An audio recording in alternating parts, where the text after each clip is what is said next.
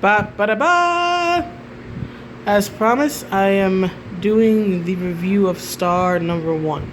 So, this review is going to be a little bit different in that I'm going to be jumping into the story, as it were.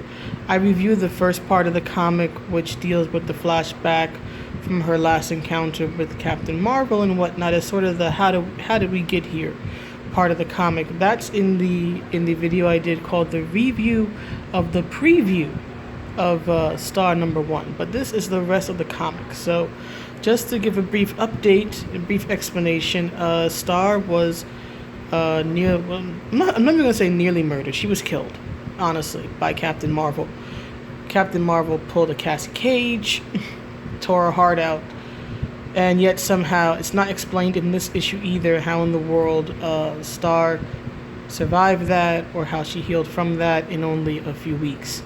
But anyway, what happens after that is that she leaves this place called the Raft as she goes wandering around, and she finds herself in a bar in Astoria, Queens, and a fight breaks out. So this review is going to be starting basically at the fight, right, where a large woman in a very 90s costume accosted Star while she was sulking about the circumstances of her life.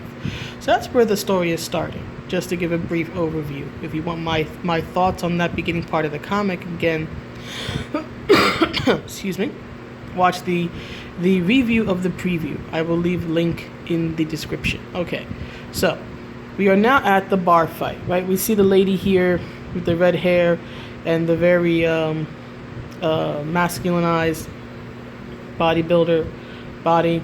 So this woman here, right? You can see again she's very masculinized, right? And I don't say this to be rude or mean. I say it because it's true. She looks like a woman, a female bodybuilder or strength athlete on steroids. Now, this female character actually in this costume is Titania.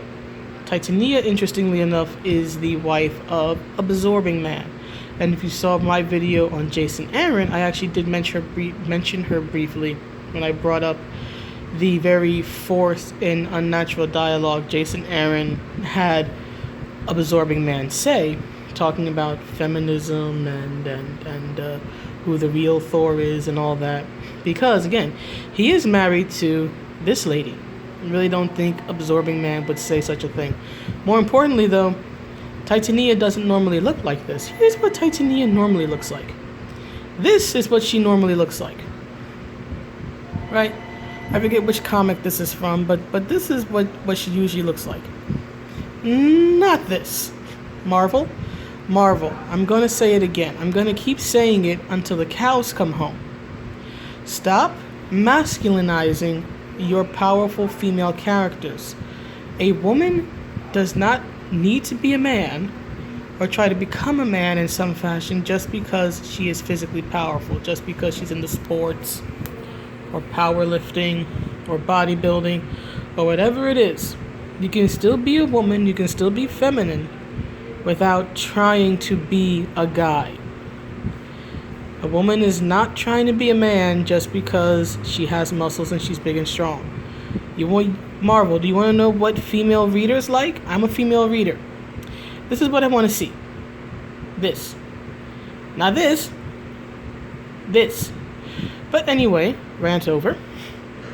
Back to the story. Star, for her trouble, gets thrown out the window. She doesn't exactly stand a chance here against Titania.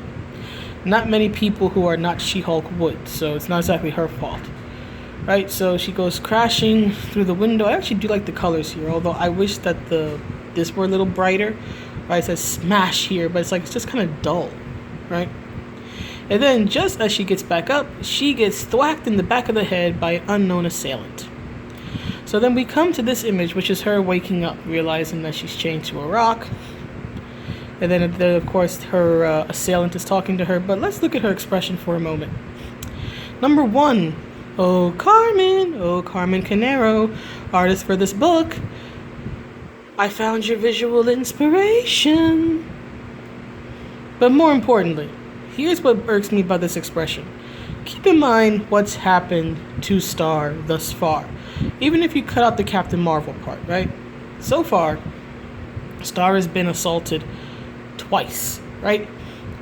She's been thrown around a bar and thrown out the window by a giant, muscular woman who looks like she's on too much PEDs, right? Again, looks like she's taking steroids. Just being honest, that's the way that the artist drew Titania. I have seen enough athletics in life to know what a woman on PEDs and on steroids looks like. Don't get mad at me. And now so as we saw previously, she got hit in the back of the head by an unknown assailant, though I think if you saw the horns on the hat, you probably figured out who it is. Excuse me. And yet, she's waking up with this, kind of sexy, come hither look on her face. She's even doing, look at her lips here, she's even doing the Billy Idol sneer, right? Okay, when someone wakes up after being violently assaulted twice, they should not look like Marilyn frickin' Monroe. They should not be, the expressions should not be similar in the least. She should look like hell, honestly. Now, I'm not saying she needs to look as viciously beaten as, say, like a real-life assault victim, right? But, I mean, can we get, like, a bump on the head, a bruised eye, a more pained expression, something that would visually express the fact that she just got her butt kicked twice instead of this very come-hither stare? I'm just saying. I mean, look at this. Come hither, come hither. It's pretty much the same, except the point of view, right, is different. But anyway, then we find out that the person who assaulted her is Loki. And I will admit, if I saw this expression, I'd probably scream in terror.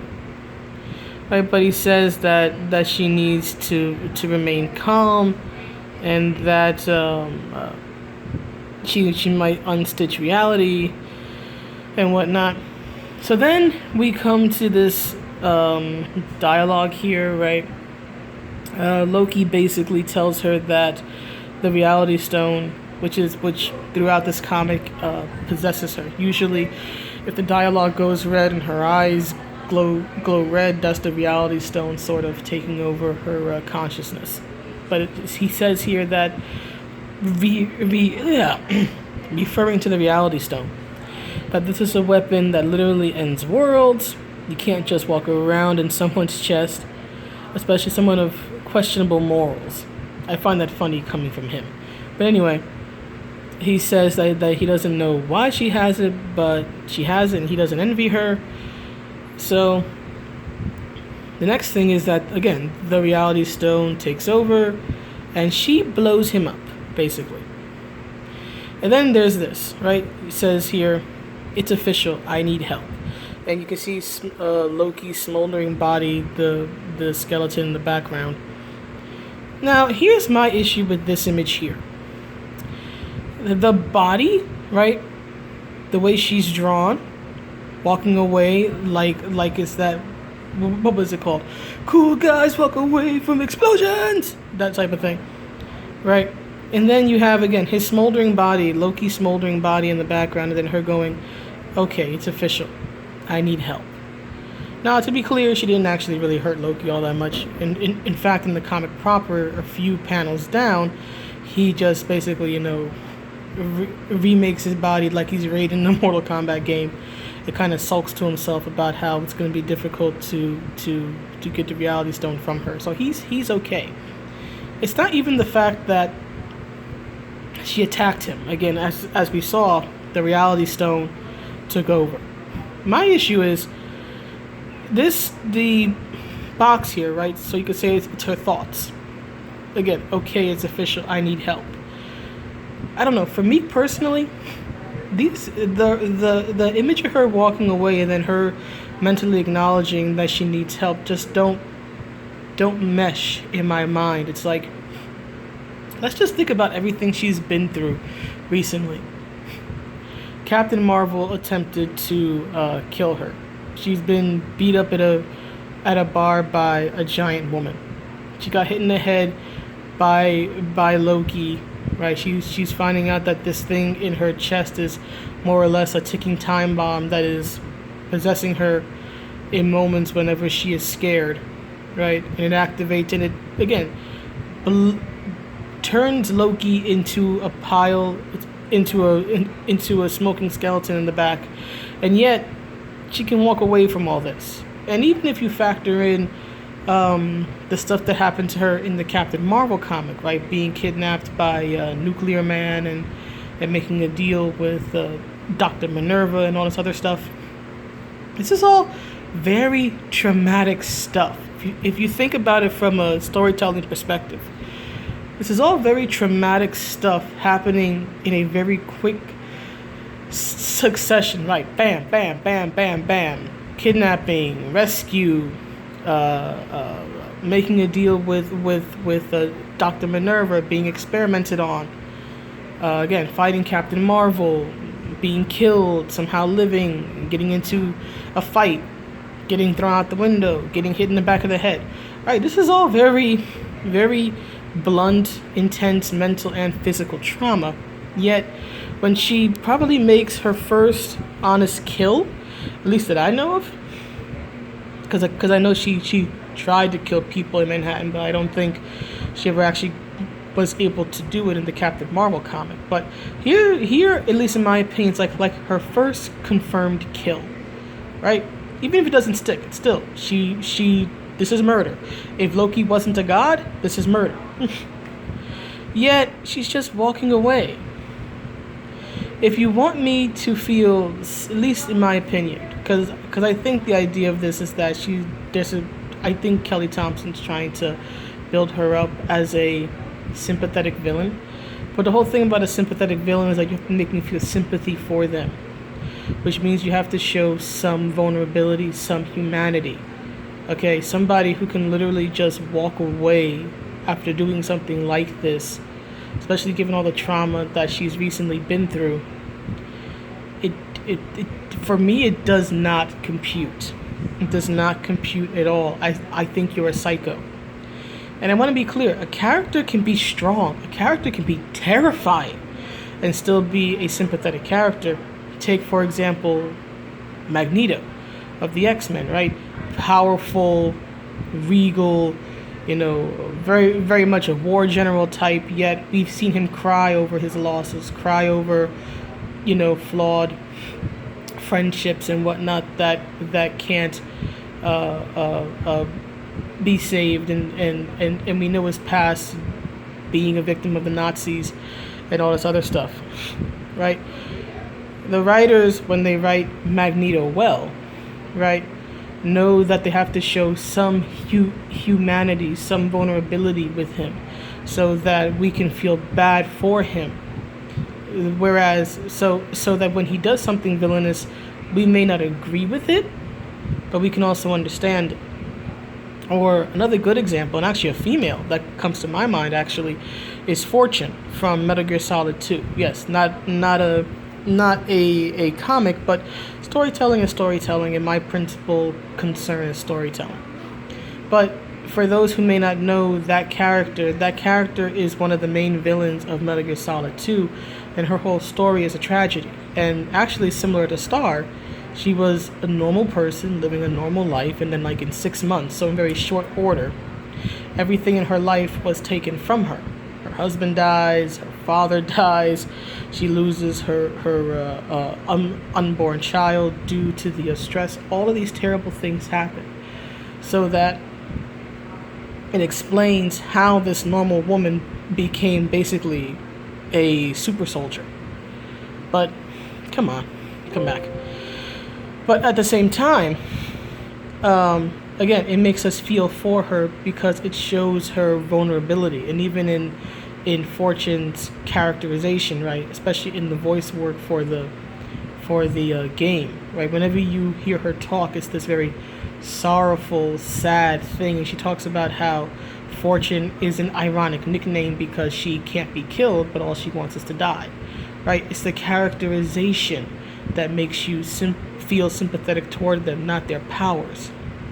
I think that what would have been better here is if after, again, smoking Loki, and coming back to herself, right? The reality stone takes out the thread, and so it sort of like deactivates, and then she comes back to normal. If she were to look and go, oh my god, what in the world did I just do?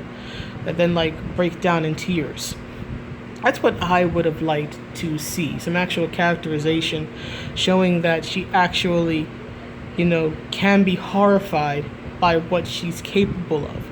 Because here, again, if I'm meant to feel sympathetic for her, this doesn't help because she doesn't come across as, how would I say, vulnerable in the least. If anything, she's kind of walking away like the conquering hero, and you can tell by the color of the dialogue, right? It's black again, so she's back to herself. This is not like the reality stone still being in control. Otherwise the dialogue would be red and her eyes would be red, but her eyes aren't glowing and the dialogue is normal. So she's back to normal and she's walking away from a corpse that she just created. Kelly Thompson, honey, this does not make me feel sympathetic toward your character. Not at all. It makes me think they are flippin' psycho. But anyway, moving on. I know that was a bit of a rant. So then Star goes to Jessica Jones, who is none too happy to see her. Right? And then she tells her that someone tried to kill her. So then, So then, what happens here? I didn't show it because I can't show every part of the comic. But Jessica goes on this long rant. I almost wonder sometimes if Kelly Thompson wrote this or if it was Brian Michael Bendis. But anyway, she goes on this long rant about how Star hurt Carol and how she's gonna get revenge for hurting her best friend and all this. It's very cringy dialogue.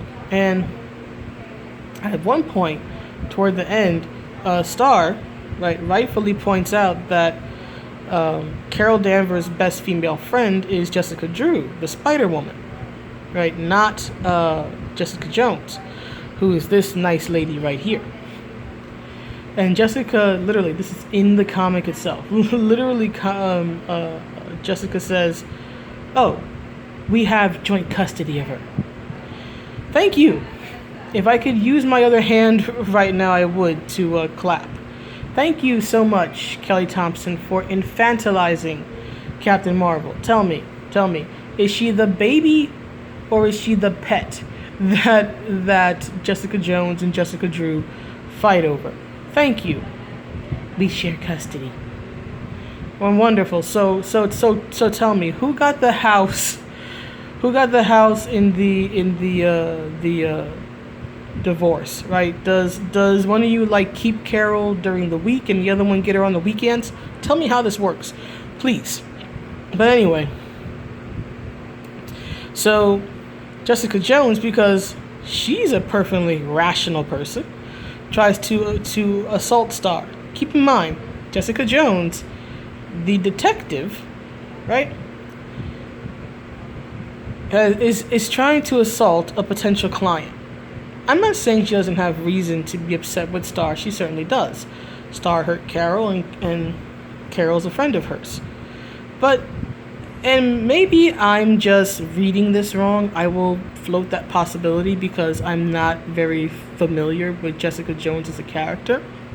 But I can't imagine someone who makes a living as a detective assaulting people that she doesn't like, right, and still being able to keep her job, especially when that person comes to her for help. Again, not wanting to take on Star's case, I get. Even her berating Star, as cringy as that was, I understand. But trying to assault her, I don't understand. So if anybody has more knowledge about the character than I do, please let me know whether or not this is in character, because this seems grossly out of character. So anyway, so again, as you can see with the eye here, the reality stone again activates, and as you can see, Star's thoughts are, make her stop, make her want something else, right? They pretty much activates whenever she's scared, right? Which I can't blame her. Everybody is literally just beating the tar out of her in this comic. That's the point of this comic. Everybody hates Star. Everybody beats the living hell out of Star. It's basically the theme of this comic. So then, the Reality Stone takes over, and it tries to basically do mind control on Jessica Jones, as we can see here, right? Saying that you've never wanted anything as much as you want to help find out who's hunting me, Jones. You're going to use all your considerable skills at your disposal. Why am I thinking of that line from, like, Taken right now? It's like, I don't know who you are, but I have a certain set of skills. But anyway, it doesn't work because Jessica Jones ends up thwacking her in the back of the head with this little pig paperweight thing. Maybe she didn't bleed. Last I checked, she's still human. I mean, even Wolverine, who has a crazy healing factor, can still bleed. Can we, like, again, I'm not saying she has to look like a real life victim, but can we get something like a little bit of blood, some bruises, something to indicate that, yeah, she's not invulnerable? Again, what makes a character sympathetic is vulnerability. For all of the people beating the tar out of Star whenever she turns her back, she doesn't come across looking vulnerable. Weak and defeated, yeah, I'll give you that. She doesn't win one fight in this episode. I'm not talking about issue.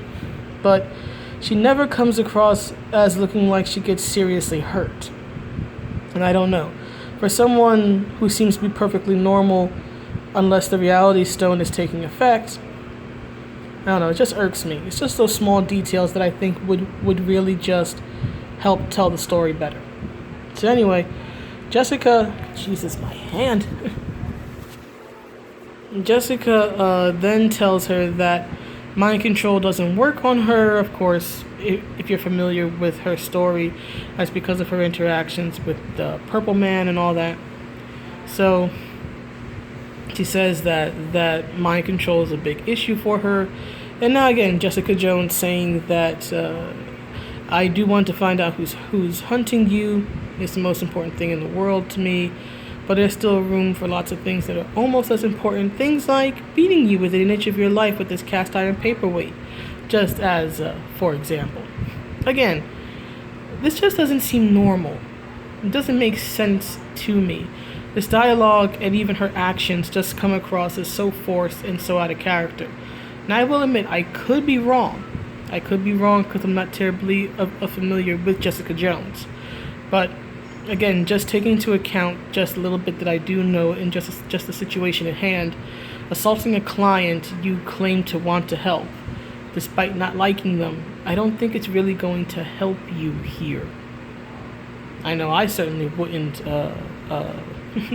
come back to you for assistance. But anyway, so they start fighting after this, and right before they actually really come to a blow, Scarlet Witch comes in and telling them that they have to knock it off. Now, interestingly enough, I was watching a review that MJ Tanner did, and they brought out how cringy this dialogue from Scarlet Witch sounds, which I agree with them on. But the thing that I noticed was the way Scarlet Witch is drawn here. Like, look at her. Look how just long and flat her arms are, right? This, at least to me, there is nothing powerful or majestic, right, about this pose. When I look at her, and I don't say this to be mean, but when I look at her, I imagine like a 40-year-old woman who like still keeps herself fit, and she's like cosplaying as like Scarlet Witch. And that's perfectly fine for real life. This is perfectly fine in a real life setting. But this is not Comic-Con, this is not Halloween.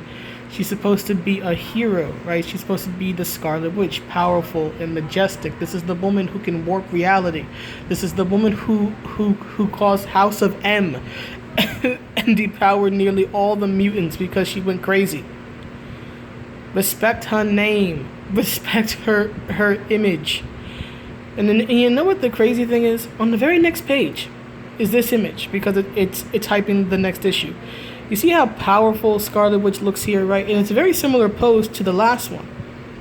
But you see how her arms are bent, how her hands are like lit up? and it just oozes strength and confidence and majesty. She looks like a powerful woman flexing on you, basically. Compare this to this, right? Arms are flat. I mean, the colors are nice, but the arms are flat and everything. And then you have this. I wanted this image. This image should replace this image. This is what Carmen should have drawn. I'm not saying you necessarily need the bodice and all that, the detail, but this pose should have been in there. It shouldn't have been this lackluster thing. So anyway, that's the overall review. So what did I think of it?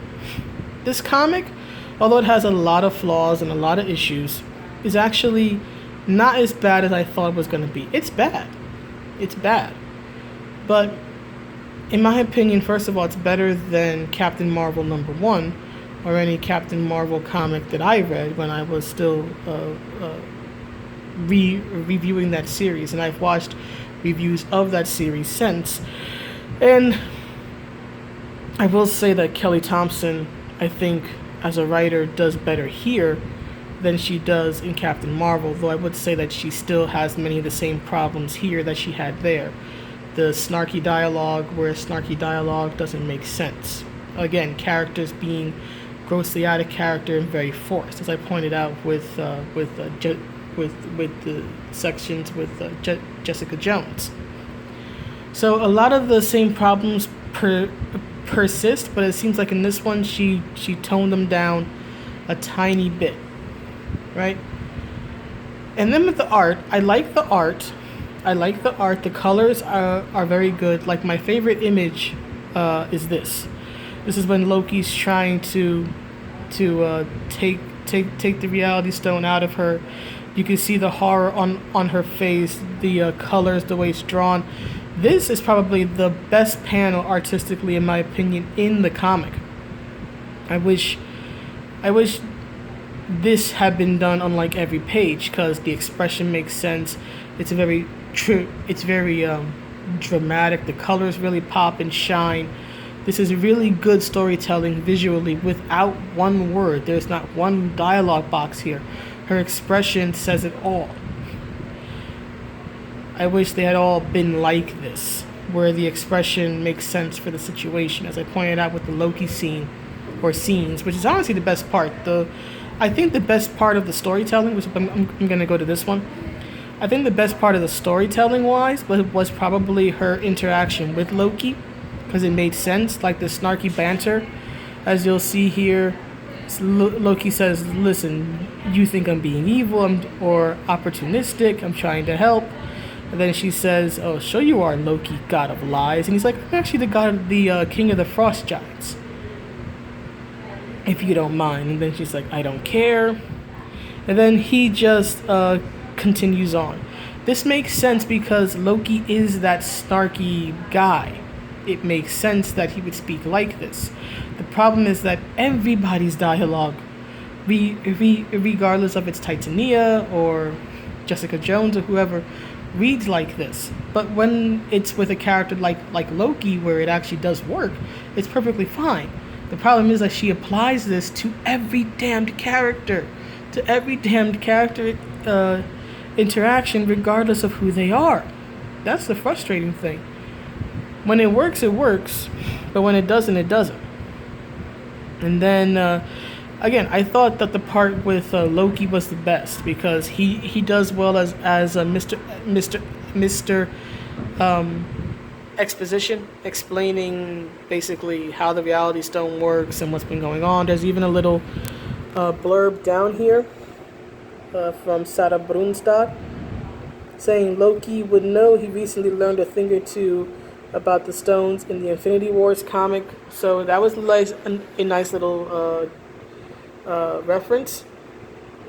So this comic was, again, not to my high standards, but better than what I've read from Kelly Thompson, though a lot of the same problems persist. So for me, I would give star overall, taking into account what I reviewed previously in this. I would give it a D. It's not an F, It's certainly not so insulting that I would cast it into hell, but it's not a good comic. It's not a good comic. Maybe it'll get better. A girl can dream. A girl can dream. So it's still a fail. It's still a failing grade, but at least it's not an F. And it certainly isn't a betrayal of my brain. I didn't get all that mad reading this and working on it. So anyway, that's the review. Let me know what you think, and I will see you in the next one. Bye.